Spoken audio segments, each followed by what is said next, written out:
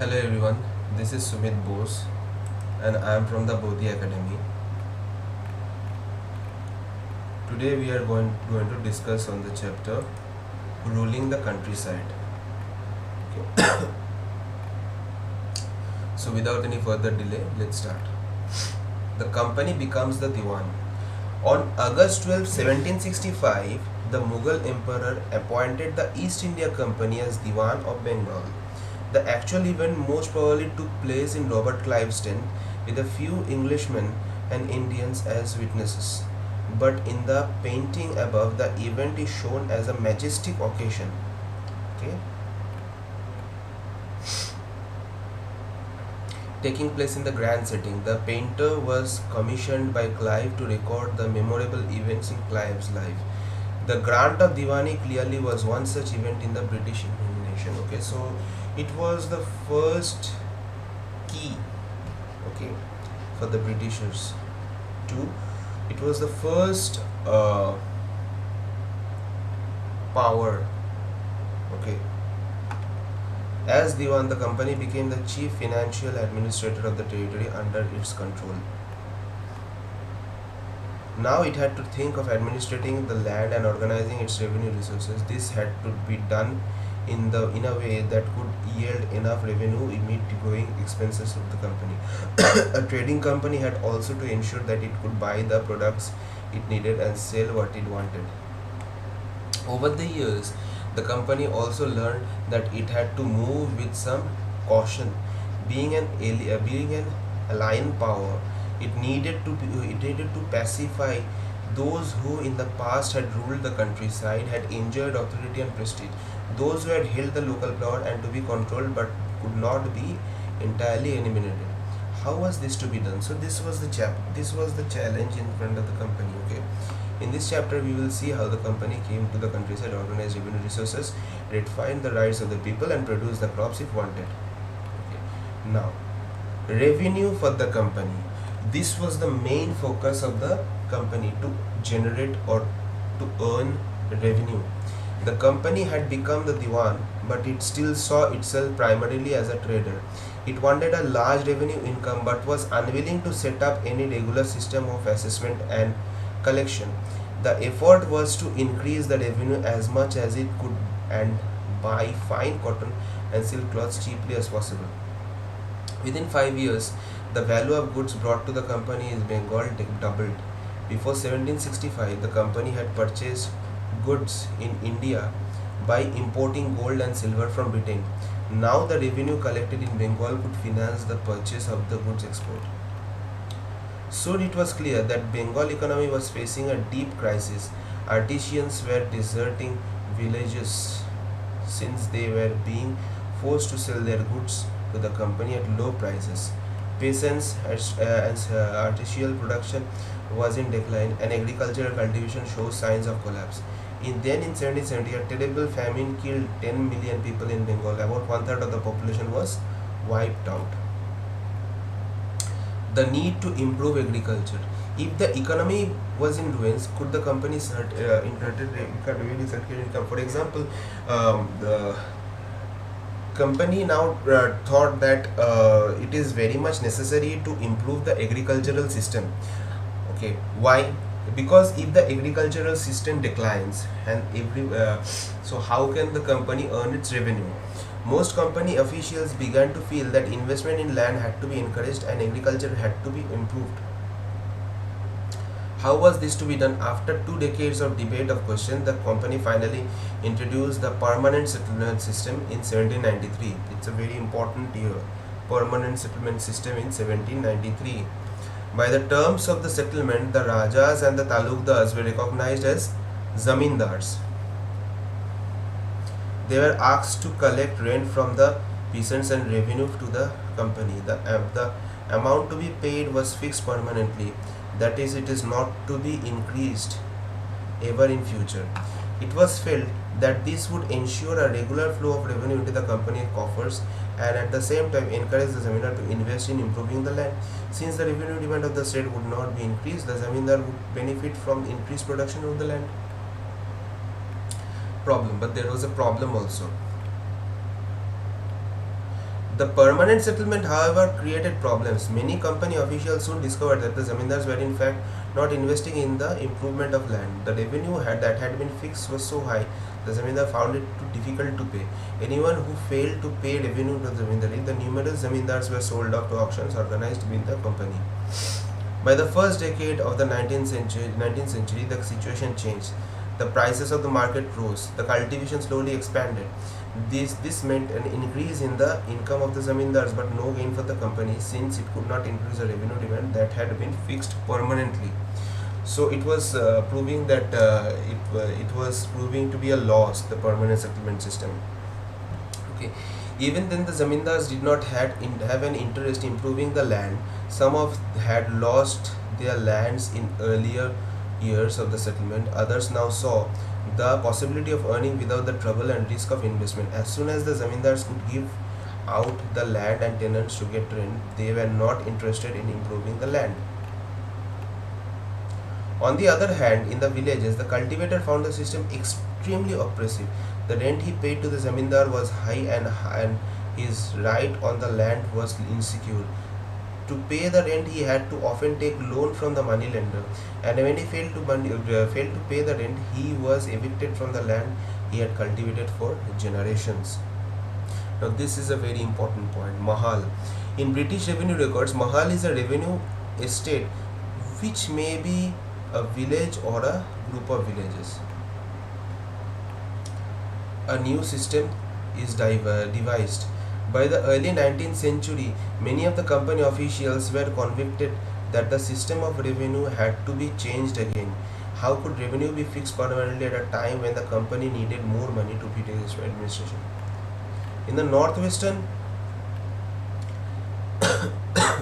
in the northwestern provinces of Bengal, presidency, an Englishman called the Holt Mackenzie devised a new system which came into effect in 1822. Now, after this Holt Mackenzie, he improvised a new system which came into effect in 1822.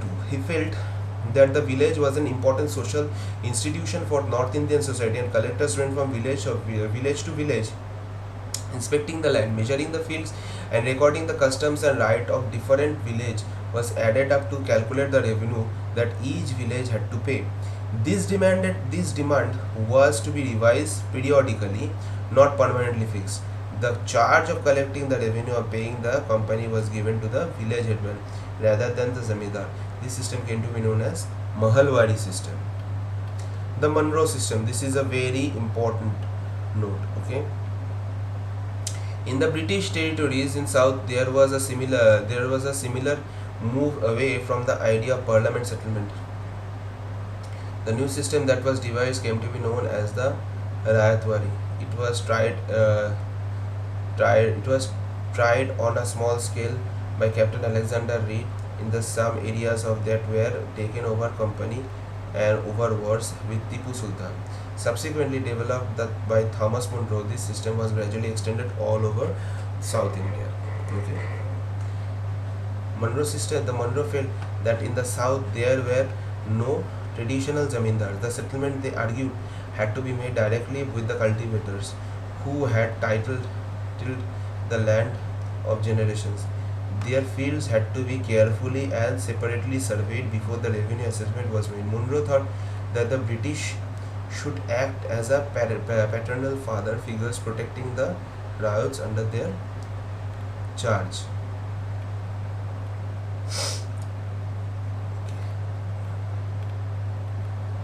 Crops in Europe.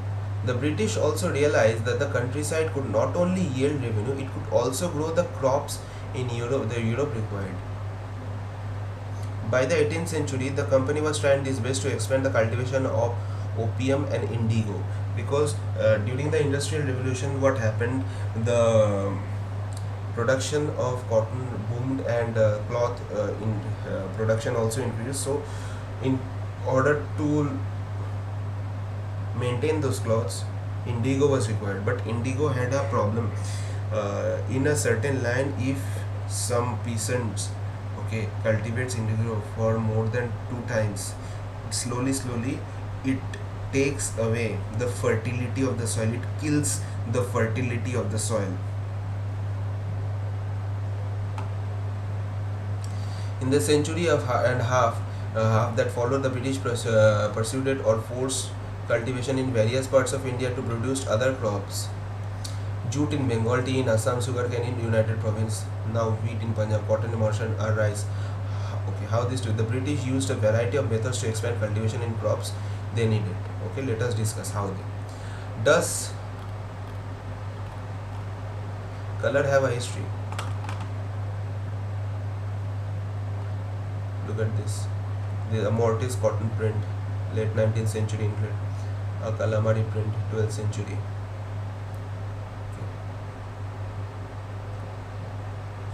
Kalamkari.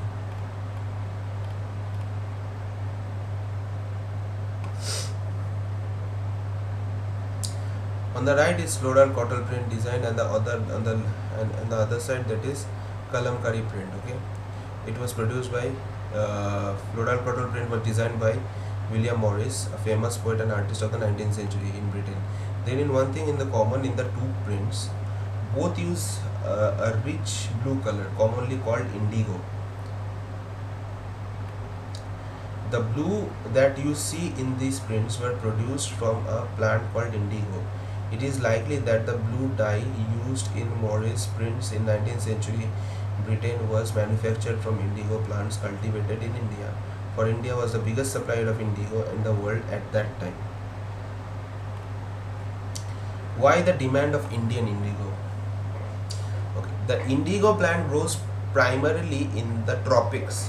By the 13th century, Indian indigo was being used for cloth manufacturers in Italy, France, Britain, and to dye cloth. Okay. However, only small amounts of Indian indigo reached the European market as its price was very high. European cloth manufacturers therefore had to depend on the other plant called wood to make violet and blue dyes. Being being a plant the temperate zones, wood was more easily available in Europe. It was grown in northern Italy, southern France, and in parts of Germany and Britain. Worried by the competition from indigo, wood producers in Europe persuaded their governments to ban the import of indigo. Cloth dyers, however, preferred indigo as a dye. Indigo produced a rich blue color, whereas the dye from wood was pale and dull. By the 17th century, European cloth producers persuaded their governments to relax the ban of indigo import. The French began cultivating indigo at Saint Domingue in Caribbean islands, the Portuguese in Brazil, the English in Jamaica, and Spanish in Venezuela. Indigo plantations also came up in many parts of North America. By the end of the 18th century, the demand of Indian indigo grew further. Britain began to industrialize its cotton production expand dramatically, creating a enormous new demand of cloth dyes. While the demand for indigo increased, the existing supplies from the West Indies America collapsed for a variety of reasons. Between 1783 to 89, the production of indigo in the world fell by half. Cloth dyers in Britain now desperately looked for new sources of indigo supply. Where could it be produced? Obviously, India. Britain turns to India. Faced with rising demand for indigo in Europe, the company looked for ways to expand area under indigo cultivation. From the last decades of the 18th century, indigo cultivation in Bengal expanded rapidly, and West Bengal and Bengal indigo came to dominate the world market. In 1788, only 30% of indigo imported into Britain was found from India. In 1810, the proportion had gone up by 95%. As the indigo trade grew, commercial agents and officials of the company began investing in indigo production. Over the years, many company officials left their jobs to look after their indigo prospect of high profits. Numerous Scotsmen and Englishmen came to India and became planters. Those who had no money to produce indigo could not get loans from company, and the banks of that were coming at that time. How was indigo cultivated? There was two main systems of indigo cultivation: niche and roti. Okay, within the system of niche cultivation, the planter produced indigo in the lands he directly controlled. He either bought the land or rented it from the zamindars and produced indigo by directly employing hired laborers. The problem with niche cultivation: The planters found it difficult to expand under this niche cultivation. Indigo could be cultivated only in fertile lands, and these were already densely populated. Only small plots scattered over the landscape could be acquired. Planters needed large areas in compact blocks to cultivate indigo in plantations. They attempted to lease in the land around the indigo factory and evict the peasants from the area, but this always led to conflicts and tension. Now, nor was labor easy to mobilize. A large plantation required a vast number of hands to operate, and labor was needed precisely at the time when peasants were usually busy with their rice cultivation. Niche cultivation on the large scale also required many plows and bullocks. 1 bigha of indigo cultivation required two plows. This meant that a planter with 1,000 bighas would need 2,000 plows. Investing a purchase of maintenance of plows was a big problem. Now, could suppliers be easily get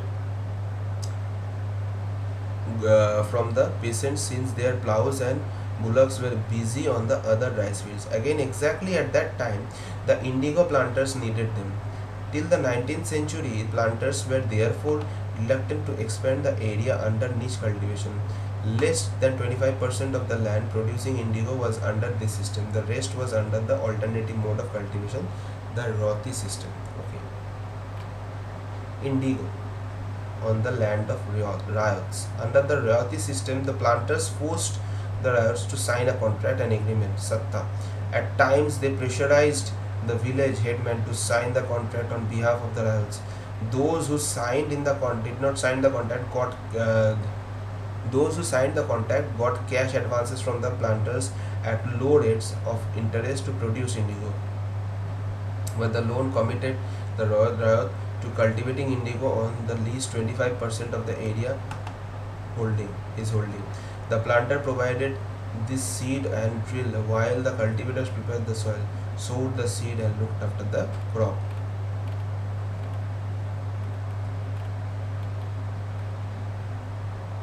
Look, the indigo is ready for sale.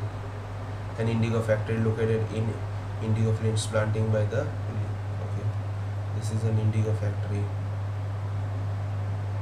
Women usually carried the plant to vats. When the crop was delivered to the planter after the harvest, a new loan was given to the ryot, and the cycle started all over again. Peasants who were initially tempted by the loans soon realized how harsh the system was. The price they got for the indigo they produced was very low, and the cycle of loans never ended. There were other problems too. The planters usually insisted that indigo be cultivated on the best soils, which peasants preferred to cultivate rice. Indigo, moreover, had deep roots and exhausted the soil rapidly. After an indigo harvest, the land could not be sown with rice, which I told you that it slowly uh, killed the fertility of the soil.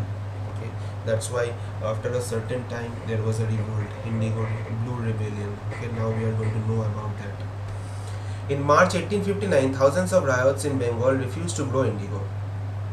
At this, rebellion started. Ryots refused to pay rents to the planters and attacked indigo factories armed with swords and spears, bows and arrows. Women turned up to fight with pots, pans, and kitchen implements.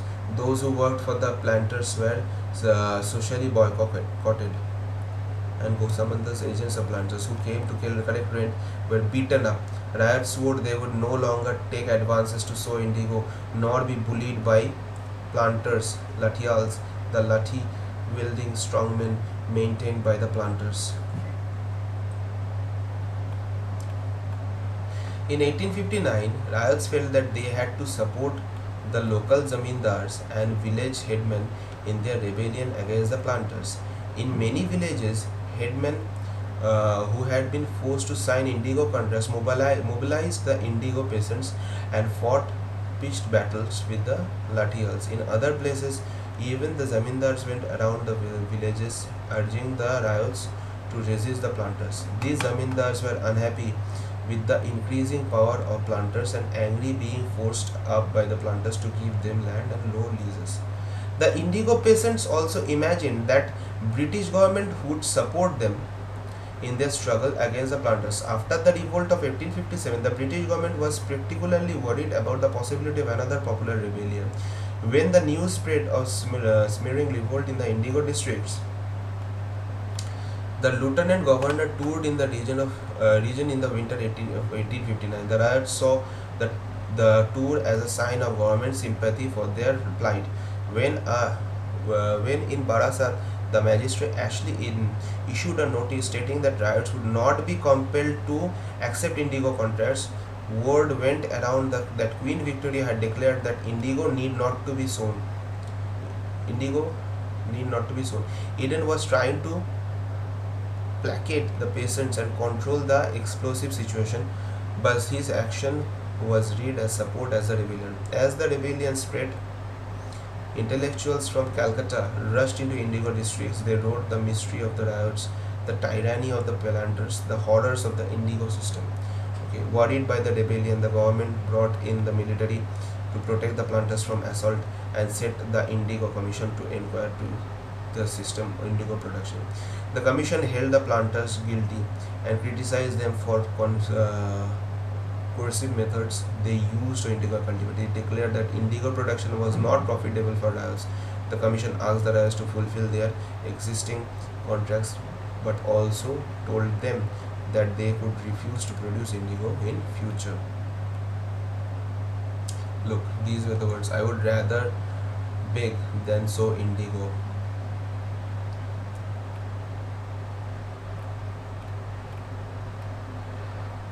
After the revolt, indigo production collapsed in Bengal, but the planters now shifted their operation to Bihar. With the discovery of synthetic dyes in the late 19th century, their business was severely affected, but yet they managed to expand production. When Mahatma Gandhi returned from South Africa, a peasant from Bihar persuaded him to visit Champaran and see the plight of indigo cultivators there. Mahatma Gandhi's visit in 1970 marked the beginning of Champaran movement against the indigo planters. So, I hope you all understood the chapter, and for more information and details, please contact the Bodhi Academy.